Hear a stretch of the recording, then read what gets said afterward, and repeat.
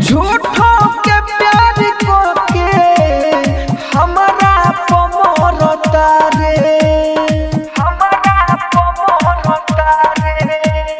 झूठों के प्यार को के हमारा पमरता रे।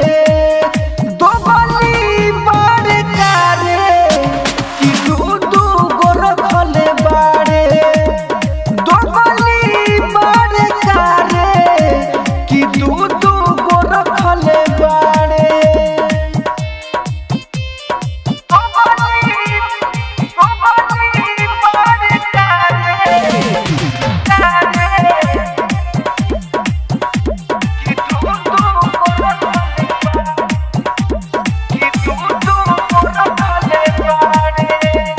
भइले जहर रोले पहिले ते चीनी, पैसे हो गइल रे तना कमीनी,